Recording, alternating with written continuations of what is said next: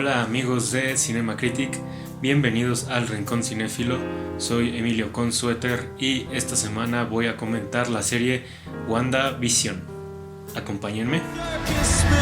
Is this really happening? An unusual couple, you know. Oh, I don't think that was ever in question.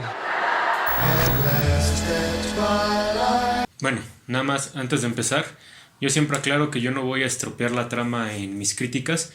Sin embargo, por alguna razón se me complica un poco no hablar de cosas ya más avanzadas en la trama cuando hablo de series.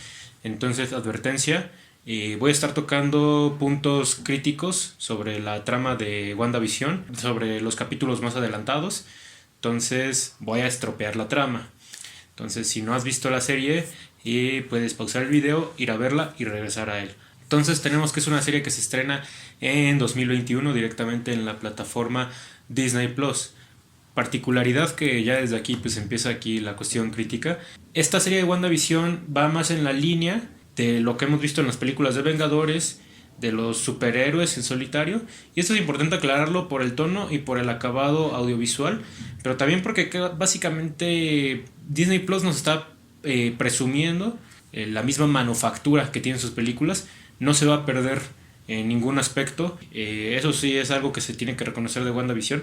Y en ese sentido, las series que vaya a hacer Disney Plus de su universo del MCU, queda claro con WandaVision que sí, va a ser tal cual las películas que estamos viendo, trasladadas a un formato más largo y episódico. Y es aquí donde surge la primera pregunta, pues, ¿cómo se va a sostener eso, no? Las películas de Avengers, la más larga, pues es de 3 horas. Y pues eso, ¿no? Es porque contiene muchos personajes, contiene por ahí muchas subtramas, tenía el conflicto más complicado que era el de Thanos. Que de hecho, pues bueno, esa película en realidad serían 2 películas, que era Infinity War y Endgame, que daban como resultado una película de 5 horas y media, ¿no? Sin embargo, pues bueno, con WandaVision tenemos 9 episodios. Me voy a ir a los aspectos generales de la serie para tratar de hacer una opinión de todo el panorama. Tenemos esta propuesta de que la serie sea una revisión de las sitcoms conforme van pasando las décadas, y en ese sentido de eso van los primeros capítulos, particularmente los primeros 3, aunque sí estaba disfrutando el acabado que tienen estos capítulos y un poco que son pues muy ligeros.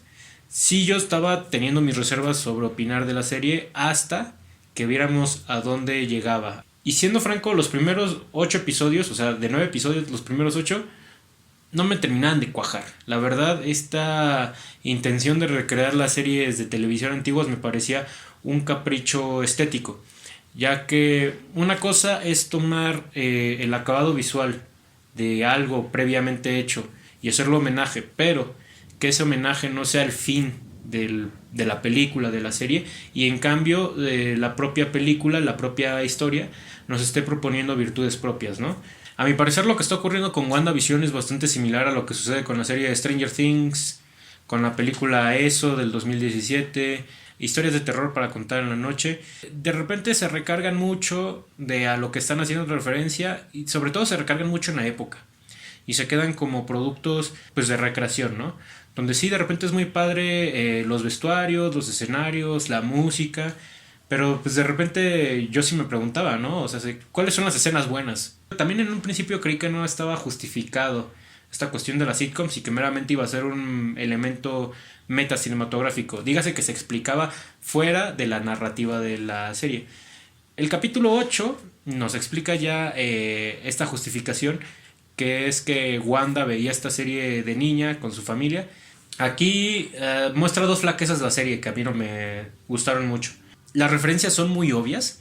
O sea, uno no necesita tanto bagaje como para en realidad entenderlas. De hecho, ni siquiera necesitábamos una toma donde se nos mostrara la portada de los DVDs, lo cual la serie sí cae en eso.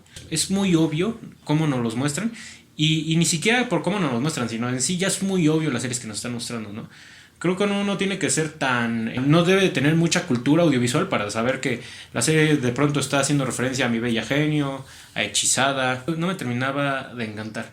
Y segundo, el que lo liguen directamente a esta cuestión de las series con la muerte de su familia, con su pasado en Sokovia, me parecía muy autocompasivo. Y en ese sentido, la serie en gran parte sí se entiende que es el duelo tanatológico que está teniendo Wanda a raíz de haber perdido a su familia en Sokovia, de haber perdido a su hermano Pietro en la segunda película de Avengers y de haber perdido a Visión en Infinity War. Hay que entender que no necesariamente una justificación dramática fuerte es igual a un personaje con el que nos vamos a identificar la audiencia, que es el mismo pensamiento de que una trama importante socialmente va a ser impactante para el espectador. Por ejemplo, hablar de racismo, hablar de guerra, hablar de hechos históricos, no necesariamente tocar esos temas en una película va a hacer que sea impactante para el espectador. Es de ahí que hay muchas películas basadas en hechos reales, históricas, que pues en realidad uno las ve y no tiene un apego emocional, como con cosas que luego pueden ser más banales, ¿no? Como por ejemplo una película de acción. Eso pasa mucho con la tanatología en el cine. Muchas veces los guionistas tienen esta trampa de pensar que porque un personaje perdió a un familiar, necesariamente nosotros vamos a sentir compasión por ese personaje, ¿no?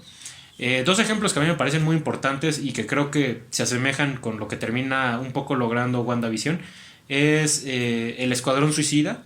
Cada personaje ha perdido un familiar o está alejado de un familiar y quiere recuperarlo, y por eso la película piensa que nosotros vamos a tener interés por esos personajes.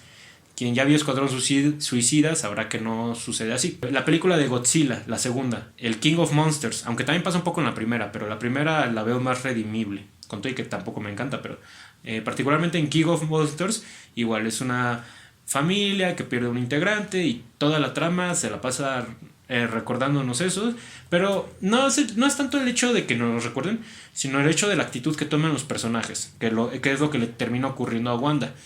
O sea, si son personajes, son muy autocompasivos y no buscan la manera de salir de ese duelo, lo cual es importante al menos cinematográficamente y en una narrativa dramática tradicional.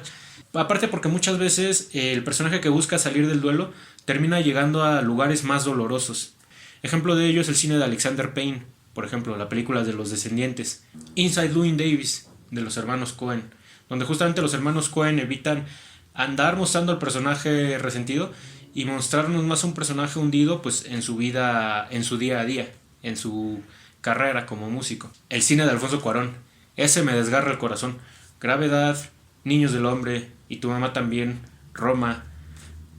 Películas donde sí ocurre la muerte de alguien importante y los personajes tienen que aprender a abrazar la vida misma para poder salir del duelo, ¿no? Y muchas veces ni siquiera terminan saliendo del duelo, y eso termina siendo valioso para el espectador.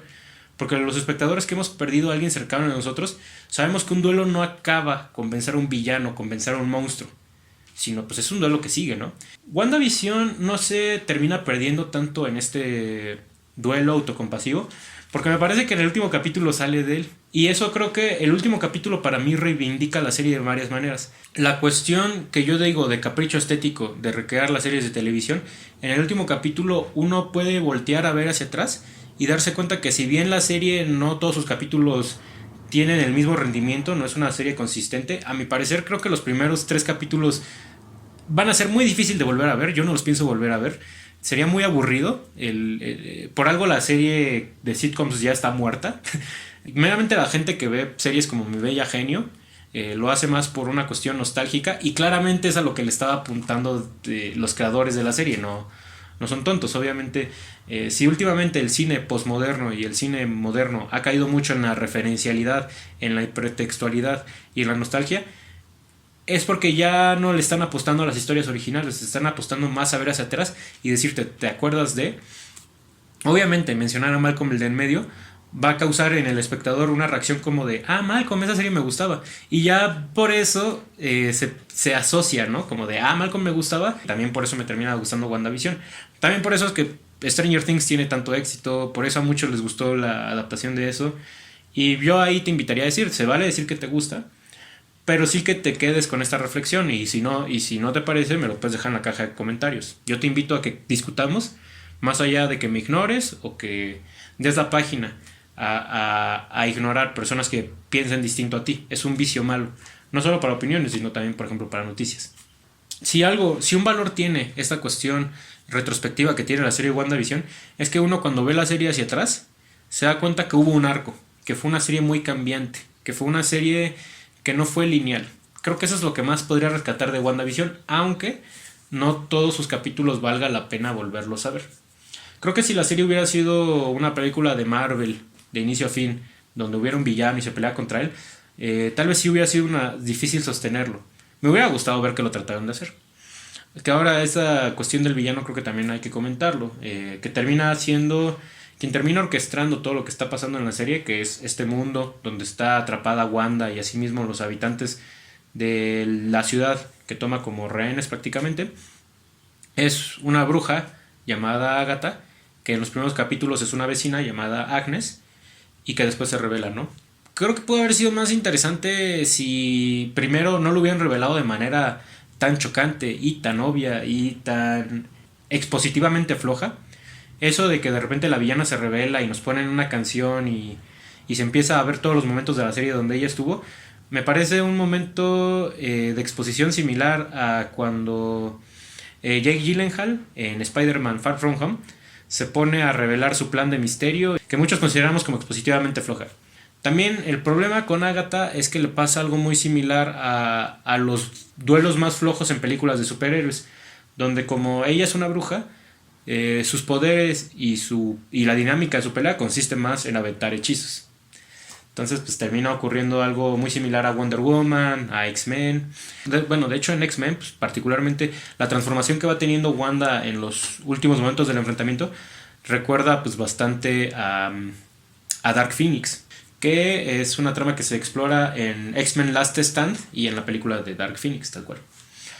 Entonces, esas son de las debilidades que veo del personaje. Sin embargo, creo que de las fortalezas que tiene la serie, porque sí las tiene, está, por ejemplo, una escena que me gustó mucho, fue la de Visión cuando se confronta con el Visión totalmente blanco, con el Visión blanquecino, porque ahí tienen como ahí un duelo como dialéctico, donde por qué Visión no es Visión y cosas así. Esa parte me gustó y que al final empiezan golpeándose y terminan optando por otra cosa.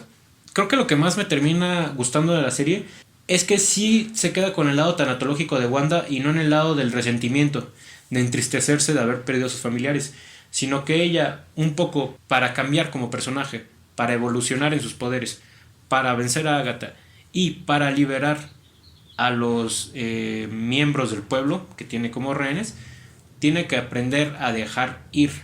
Y esa sí es una lección tanatológica importante, el dejar ir. Que de hecho creo que de las mejores escenas que tiene la serie es cuando el pueblo ya empieza a regresar a la normalidad y Wanda se da cuenta que va a perder a Visión y a los hijos que ella creó en otro punto de los capítulos. Eso es más del último capítulo. En los capítulos anteriores no es algo que se prepare, no es algo con lo que nos vayan... No es un tema recurrente este del dejar ir, sino la serie en los capítulos anteriores se queda más en esta cuestión de la sitcom. Creo que momentos que me gustan de la serie por separado, pero son destellos, son pocos. Es cuando de repente estamos muy clavados en la sitcom y de repente ocurre algo, un comentario extraño, y los personajes como que dejan de actuar como sitcom y ocurre ahí como un momento inquietante, que eso me recuerda un poco a la videoserie de Don't Hug Me, I'm Scared. Esos momentos son buenos, pero como digo, son pocos. Me parece que la serie termina optando más por esta cuestión de la reconstrucción de las sitcoms, por esta cuestión del acabado estético, que en sí por un desarrollo dramático de sus personajes. Propone otras cosas interesantes como los personajes secundarios, pero estos pues sí los termina dejando muy en segundo plano ya cuando la trama se va desarrollando. Aparte me gusta más cómo funcionan Darcy y Jimmy Woo como personajes naif que Monica Rambeau. Monica Rambeau lo plantean como un personaje muy virtuoso en un ámbito intelectual y en un ámbito físico, que no le dan pie a las complejidades, a la duda misma. La tiene un poco en los primeros episodios donde ella es una de las rehenes de Wanda, pero ya después cuando es oficial y ya salió del mundo fantasioso de Wanda, ya se vuelve un personaje muy plano, muy seguro de sí mismo. Entonces es ahí donde yo creo que obviamente lo que querían hacer ahí era un personaje femenino con fuerza, lo cual por supuesto que hace falta, pero lo que no le hace bien a este tipo de representaciones es que no tengan complejidad. Yo creo que es importante un personaje, pues yo que sé, como el de Furiosa, que es muy virtuoso, pero no es perfecto, ¿no? Tiene ahí sus deficiencias y creo que le hubieran venido bien ese tipo de pinceladas. Esta serie me parece interesante porque nos mantuvo al filo a varios espectadores, como viendo qué pasaba cada semana, y también porque es pues, la primera incursión del MCU en la televisión, pero ya muy similar a como lo veíamos en el cine, lo cual pues le vino bien a Disney en pandemia. Me resulta un poco aterrador saber que se anticipó a eso. Sin embargo, pues yo sí, como habrán notado a lo largo de la crítica, creo que estoy muy conflictuado. Y yo creo que esta cuestión de la revisión, esta cuestión revisionista y de la nostalgia, le va a terminar haciendo más daño al cine y a las producciones que haciéndole un favor. Como que de repente los espectadores van a poder decir, es que me la pasé viendo esto, pero pues ya cuando lo vuelvan a ver, pues se van a dar cuenta que dramáticamente eran productos muy pobres, ¿no? Es por eso que yo a WandaVision le doy una calificación de 3 estrellas de 5. Bueno, pues muchas gracias por llegar hasta aquí, por ver mi crítica de WandaVision. Espero sigas viendo el contenido que hago en Cinemacritic, ya sea en el canal de YouTube con estas críticas videograbadas o en mis redes sociales, Cinemacritic Facebook y Cinemacritic Emo en Instagram, donde ahí subo críticas escritas. Y bueno, nada más comentarte que del 18 al 28 de marzo va a ser el FICUNAM. A mí me gusta mucho este festival, me parece que propone un cine muy distinto y aparte me gusta mucho que la universidad donde estudié tenga su festival de cine. Entonces es un festival que yo cubro en un programa de radio llamado El Retorno a la Razón en Radio UNAM. Se lleva a cabo durante todo el FICUNAM, desde el 18 de marzo, por Radio UNAM en el 96.1 de FM en la Ciudad de México, o también en la página de internet de Radio UNAM, a las 8 de la noche. Ahí vamos a estar entrevistando a cineastas que participan en el FICUNAM, vamos a estar hablando de las películas. Entonces te invito mucho a que sigas ese programa de radio y que también estés al pendiente porque en este videoblog, al igual que el año pasado, voy a estar haciendo el blog del FICUNAM, donde voy a tratar de estar subiendo los más videos posibles para hablar de las películas que yo vea, ¿no?